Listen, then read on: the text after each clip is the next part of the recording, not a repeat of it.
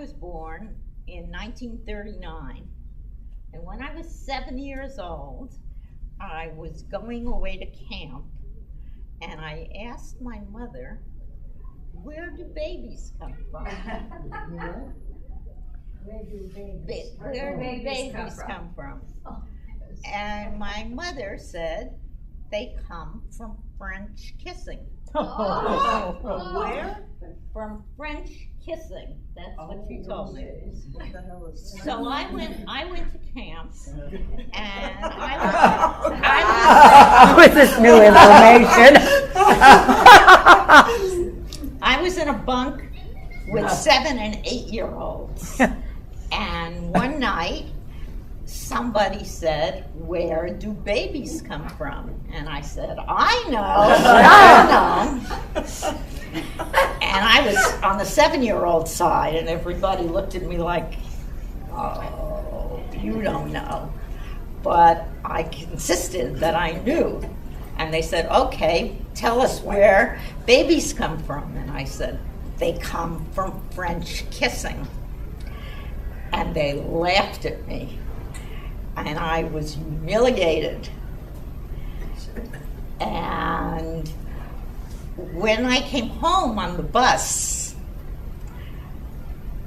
I was in tears. And I said to my mother, you told me babies come from French kissing, and that isn't so. And my mother said to me, well, I just didn't want you to get started at all. Get started at all? Yes. Oh my God. Pretty precocious 7-year-old. Pretty precocious. And as a consequence of that, I never took at face value anything my mother told me. And she never put you straight? She never put you straight? No. Well, the girls in the cabin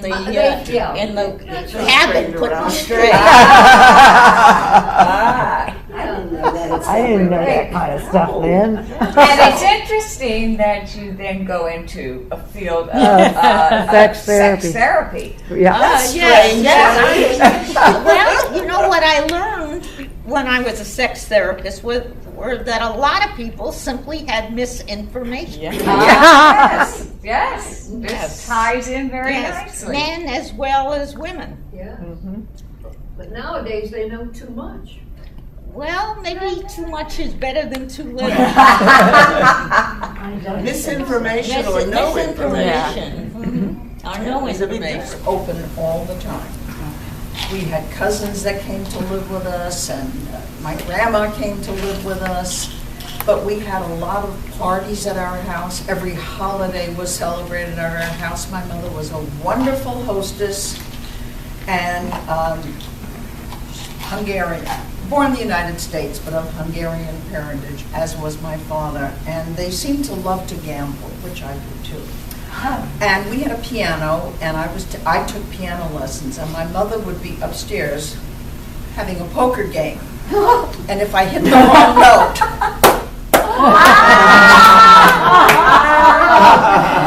no matter. And as the years went on, she got glaucoma and became blind. I had a little bit of vision. And one day I was wearing something with a pair of boots, and she said to me, those boots don't go with that dress. So she was blind, but she saw a little bit enough, you know? But she was a terrific lady. My father was kind of in the background, took me ice skating in New York, and he was a nice man. But she was a dynamite lady, born before her time in terms of accomplishments and so forth, because today she would have really been dynamic. She was then. And tell us her name again. Her name was Jean. We called her, Mom. Jeanne. Yeah. And she was born in Omaha, Nebraska, and her parents had a grocery store, and they moved to New York, and she had 2 brothers. And then my grandparents moved to California, and I was sent out here one summer to be with them because I was seeing this guy that my parents didn't approve of. So I said, yeah, here. But my mother was terrific. She took me to the theater, and she taught me about museums and art. Was that in and- New York? Yeah, Oh, music, and just I had a wonderful background and just a wonderful education because of her. cultural. Yeah, Yeah, great. great. Great, thank you, Fran. Sure. Nice.